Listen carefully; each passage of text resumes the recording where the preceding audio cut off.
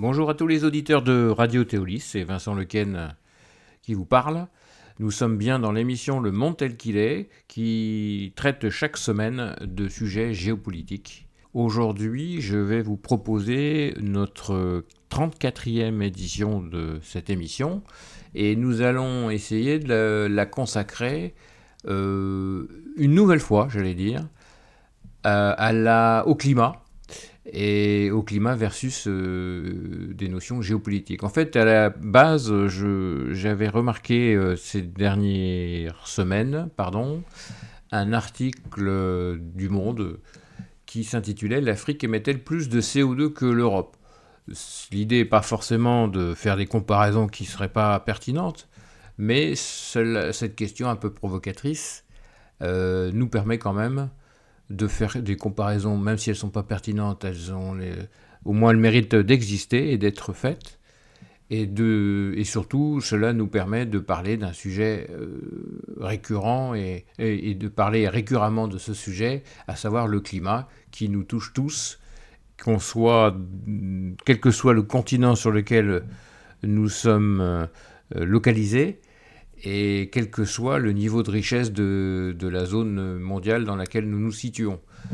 C'est au moins le mérite de cette problématique. Alors, pour traiter de ce sujet, j'ai pris l'angle de la comparaison entre l'Europe et l'Afrique, sachant que bien sûr le climat, ça reste un sujet crucial, de plus en plus crucial, dans un contexte de négociation climatique internationale. Les précédentes fois où nous avions évoqué ces sujets, c'était au travers des conclusions des différentes COP. Je ne reviens pas dessus, sur ces émissions qui peuvent être réécoutées, je pense, sur les sites de Radio Théolis. Mais à chaque fois, évidemment, ont lieu ces négociations. Elles ont lieu entre des zones géographiques, entre des pays, entre des continents, entre des organisations qui, évidemment, sont toutes touchées par le climat, mais à plus ou moins grand degré. Et pour ce qui concerne au moins les 2 ou 3 dernières COP, à chaque fois, on évoque le fait que l'Afrique est fortement défavorisée dans ces problématiques, puisque à la fois, elle est, soumise aux effets du réchauffement climatique, et de façon parfois forte, et elle a peu de moyens de se défendre vis-à-vis des plus gros pollueurs, sachant qu'elle, on va le voir dans un instant, l'Afrique est faiblement pollueur.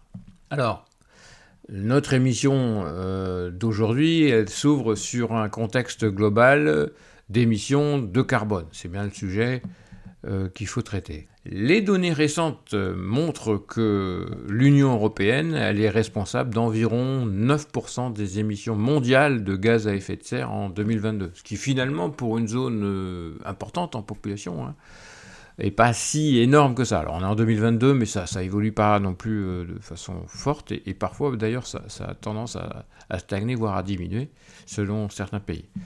Donc on a dit 9% pour l'Union européenne. En comparaison, l'Afrique, elle, émet nettement moins en valeur absolue, puisqu'en 2015, l'Afrique émettait environ 2,18 milliards de kilogrammes de CO2, bien moins que les 9 milliards des Amériques et très loin des 24,6 milliards de l'Asie. Il est important à ce stade de noter que malgré une population plus importante que l'Europe, et avec une différence qui s'accroît à tous les jours, et donc que l'Europe ou d'ailleurs des Amériques, la part de l'Afrique dans les émissions mondiales est restée relativement stable au fil du temps. Et évidemment, cette disparité soulève des questions fondamentales, c'est bien notre objectif aujourd'hui de les soulever, d'équité climatique et de développement que nous allons tout explorer dans notre émission d'aujourd'hui. Avant cela, je rappelle donc les chiffres en les précisant un petit peu. L'Afrique représente 17% de la population mondiale, mais seulement 4% des émissions globales de CO2, alors que l'Europe, elle a 5,8% de la population mondiale, donc 3 fois moins, et elle est responsable de 8,2% des émissions, c'est-à-dire 2 fois plus. Là-dedans, on peut, pour les auditeurs de Radio Théolis tout particulièrement, situer l'Afrique subsaharienne qui n'a contribué qu'à 1,9% des émissions mondiales cumulées de CO2. Et alors, Afrique subsaharienne, hein, c'est au sens large, puisque on va jusqu'en Afrique du Sud, et sachant que sur ces 1,9, l'Afrique du Sud représente 1,3. Donc ça laisse peu d'émissions pour les restes des autres pays. Voilà pour ce qui est de l'introduction. À présent, nous allons évoquer d'autres métriques et d'autres problématiques avec les émissions par habitant et l'intensité carbone. La différence devient plus frappante encore lorsqu'on compare donc l'Afrique avec l'Europe ou les Amériques. La différence devient encore plus frappante lorsqu'on examine les émissions par habitant. En 2022, l'empreinte carbone moyenne dans l'Union européenne s'établissait à 10,7 tonnes, équivalent CO2 par habitant. Les grands pays européens présentent de leur côté des profils beaucoup plus variés, avec la France par exemple ou l'Espagne qui sont relativement vertueuses avec respectivement 9,3 et 9,5 tonnes par personne, tandis que l'Allemagne se situe bien au-dessus de la moyenne avec 13,1 tonnes par habitant. La différence évidemment entre l'Allemagne et la France en particulier, c'est l'utilisation de l'énergie nucléaire pour la France, alors qu'il n'y en a aucune en Allemagne, et que l'Allemagne utilise beaucoup de charbon encore pour se chauffer. Et charbon qui est beaucoup plus polluant que l'énergie nucléaire. Bon, une fois qu'on a dit ça, alors, donc je redis, 10,7 tonnes pour la moyenne de l'Europe, avec des pays à 9 comme la France et des pays à 13 comme l'Allemagne. En revanche, l'intensité carbone de la production, elle a augmenté en Afrique, particulièrement entre 1995 et 2005, avec un ralentissement de cette hausse entre 2005 et 2015. C'est ce qu'on appelle l'intensité carbone, c'est-à-dire la quantité de CO2 émise par unité de production économique. Sur ce plan, l'Afrique présente une économie plus intensive en carbone que les pays développés comme ceux de l'Europe. Cette situation est un peu paradoxale et relève que si l'Afrique émet globalement moins que l'Europe, en valeur absolue, sa croissance économique est actuellement plus intensive en carbone, posant pour l'Afrique un défi pour son développement futur évidemment. À présent, nous allons évoquer l'évolution historique et les tendances actuelles de ces situations. Entre 1995 et 2015, l'Europe et les Amériques ont réduit leur part d'émissions mondiales de 9 et 8 points de pourcentage respectivement. Pendant ce temps, la part de l'Afrique, elle est restée constante malgré une croissance démographique beaucoup plus significative qu'en Europe évidemment. L'Union européenne s'est fixé des objectifs ambitieux de réduction de ses émissions, visant une baisse de 55% d'ici 2030, qui sera très difficile d'atteindre, mais c'est une tendance quand même, par rapport, moins 55% par rapport au niveau de 1990, dans ce qu'on appelle le pacte vert pour l'Europe. Ceci étant dit, selon certaines estimations, les émissions de l'Union européenne pourraient même diminuer plus que 55%, puisqu'on parle de 60 à 61% dès l'horizon 2030, qui n'est pas si lointain que ça, puisqu'on est en 2025, au moment où l'on parle. Le panier d'exportation de l'Afrique est orienté vers des produits à forte intensité de CO2, il faut dire. C'est une conséquence de la position de l'Afrique dans les chaînes de valeur mondiale, souvent positionnée dans les segments à forte intensité énergétique et à faible valeur ajoutée. Ceci étant dit, si on est un petit peu juste en chiffres, historiquement, l'Afrique, depuis 1960, elle a contribué seulement à 3,3% des émissions mondiales, et alors que dans le même temps, l'Union européenne uniquement a généré environ 15,4% des émissions mondiales sur cette même période. Donc 3 versus 15. Et on est encore loin d'une égalité, mais si on parle de tendance, on comprend, au regard de ce que j'ai pu dire juste précédemment, que, ma foi, on pourrait... les choses ne sont plus aussi différentes sur la période actuelle, et si on se projette sur les quelques années à venir, ma foi, on voit que l'Europe diminue ses émissions et que l'Afrique les augmente. Tout ça s'explique par tout ce que j'ai dit au préalable, une industrialisation précoce en Europe, précoce par rapport à l'Afrique, et une dépendance africaine aux énergies fossiles encore très importante pour répondre aux besoins énergétiques croissants dans un contexte d'industrialisation croissante. Alors, évidemment, ces différences d'émissions entre nos deux zones ont des implications géopolitiques qui restent majeures.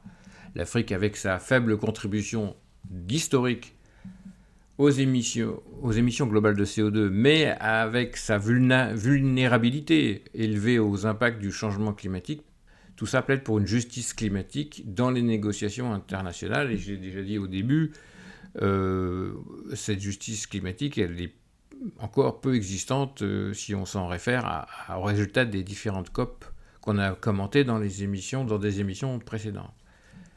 Les projections, elles, suggèrent que sans politique d'atténuation drastique, la part de l'Afrique dans ces émissions mondiales pourrait atteindre près de 10% d'ici 2050. Donc on voit une progression très importante. Elle est aussi conjuguée et corrélée à la diminution d'autres pays.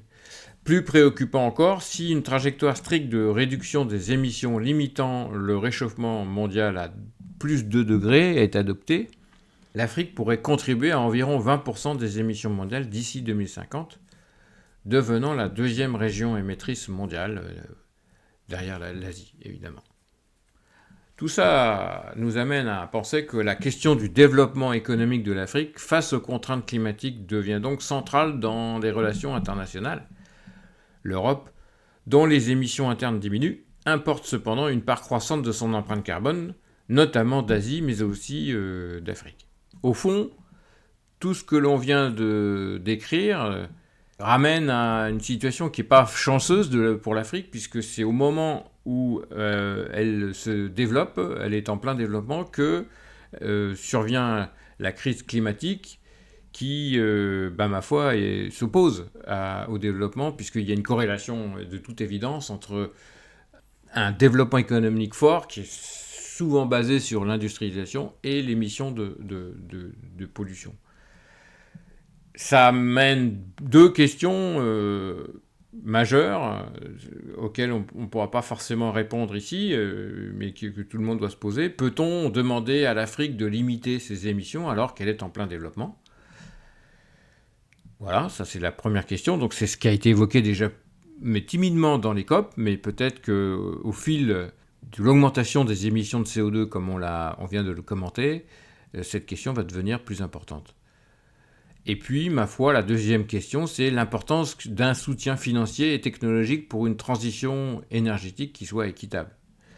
Et ça a été évoqué aussi dans les COP, c'est comment on aide l'Afrique à maintenir son développement tout en l'aidant à essayer de réduire, ou moins de réduire l'émission de CO2 au moment de son industrialisation. Est-ce qu'il n'y a pas moyen de s'industrialiser, de se développer économiquement en maîtrisant la pollution, en produisant de façon moins polluante? C'est ça le fond de la question, mais il est très complexe, évidemment. Alors, avant de conclure notre émission, je vais évoquer deux points un petit peu plus focalisés sur l'Afrique. Le premier point, ce sera d'essayer de recenser quels sont les pays africains qui sont les plus producteurs de CO2. Et ensuite, quelles sont les industries, quelles sont les industries et quels sont les facteurs qui influencent le plus les émissions de CO2 en Afrique. Le premier point, qui est le pays africain le plus polluant, et j'allais dire d'assez loin, voire de très loin, puisque c'est l'Afrique du Sud, donc, avec 534 millions de tonnes de CO2, comparé avec le deuxième qui sera l'Égypte, qui émet 377. Donc on est presque, j'exagère un peu là, mais moitié moins en Égypte, et beaucoup plus que la grande majorité des pays africains. Donc à elle seule, l'Afrique, avec ses 534 millions de tonnes, elle émet 37% du CO2 africain. C'est énorme. L'Afrique du Sud, pourquoi ? Parce que l'Afrique du Sud, elle est fortement dépendante du charbon, qui représente près de 85% de ses émissions à l'Afrique du Sud, de ses émissions de CO2. Voilà, donc on sait qui est coupable. Donc je disais l'Égypte avec 377 millions. L'Égypte, c'est aussi un grand émetteur, principalement en raison de son secteur énergétique et de son industrialisation croissante également. Le troisième pays africain, c'est l'Algérie, avec 284 millions. Donc là, on est à peu près à la moitié de l'Afrique du Sud. L'Algérie aussi était un important producteur d'hydrocarbures et de gaz et de pétrole, ce qui évidemment contribue ces industries à des émissions qui restent très élevées. Et c'est la même chose pour le quatrième pays, le Nigeria, pardon. Bien que les chiffres exacts ne soient pas mentionnés dans les résultats, on ne sait pas exactement combien le Nigeria émet précisément de CO2, mais on sait que le Nigeria il figure parmi les principaux émetteurs en raison de la croissance très importante de sa population et de son utilisation d'énergie fossile aussi, et, du coup corrélée à sa population. Le cinquième pays à évoquer, c'est l'Éthiopie, qui est aussi un des principaux émetteurs en Afrique, bien que ses émissions soient relativement faibles si on les calcule par habitant. En complément de ce top 5 des pollueurs africains, on peut dire que en termes d'émissions par habitant, c'est aussi l'Afrique du Sud qui se distingue évidemment. Elle est tellement devant tout le monde, avec 11 tonnes par personne, alors que la moyenne africaine, elle est d'1 tonne. On voit vraiment qu'il y a un problème fort avec l'Afrique du Sud. À eux seuls, ces 5 pays, les top 5, représentent plus de 60% des émissions totales du continent africain. Deuxième aparté, j'allais dire, sur ce sujet, c'est quels sont les principaux facteurs qui influencent les émissions de CO2 en Afrique. Ils sont assez variés. Bien sûr, au premier rang, on va retrouver l'industrialisation, qui en Afrique contribue significativement aux émissions de CO2, notamment dans les pays à fort développement industriel, que sont l'Afrique du Sud, l'Égypte ou l'Algérie, on l'a évoqué, et dans lesquels l'utilisation accrue de combustibles fossiles, on l'a dit aussi, est un facteur majeur de l'émission de pollution. Le deuxième secteur, c'est le secteur énergétique, si on est beaucoup plus focalisé, puisqu'il représente 73% des émissions de gaz à effet de serre en Afrique. On parle là de la combustion de charbon, de pétrole, de gaz naturel, qui sont tous des sources majeures de pollution. Certains pays qu'on n'a pas encore cités, comme le Botswana, le Kenya ou le Sénégal, ont vu leurs émissions augmenter en raison de l'utilisation croissante du charbon pour répondre à la demande énergétique qui est croissante.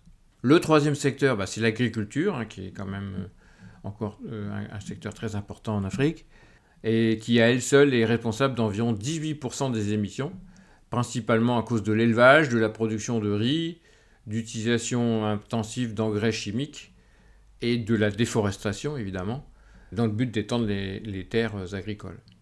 La conversion des écosystèmes naturels en terres agricoles, elle réduit aussi la capacité de stockage du carbone dans les forêts, par les sols, par les plantes, par les forêts, et donc là aussi ça contribue à l'augmentation des émissions à effet de serre. La croissance démographique aussi, le quatrième facteur, avec une augmentation rapide de la population africaine, donc nous le savons également, on en a parlé dans d'autres émissions, et évidemment ça contribue à la hausse. L'urbanisation qui va avec, ma foi, cette augmentation de la population, c'était aussi une cause de plus de pollution.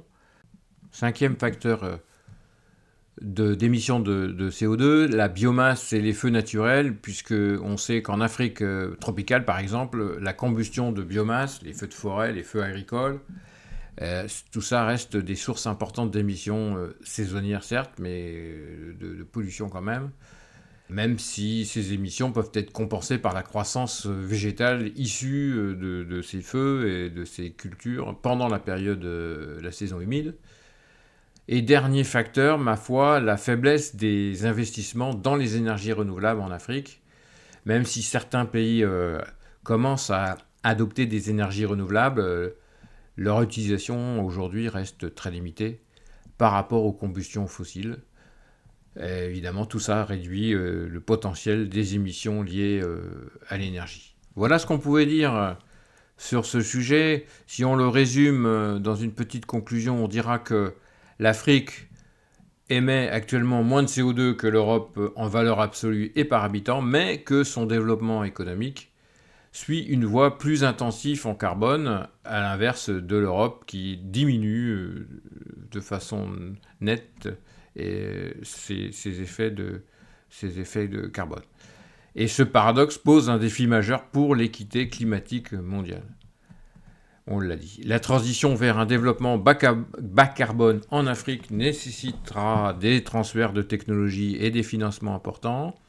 De son côté, pour l'Europe, la question est de savoir comment poursuivre sa propre décarbonation tout en soutenant efficacement les pays africains dans leur développement durable.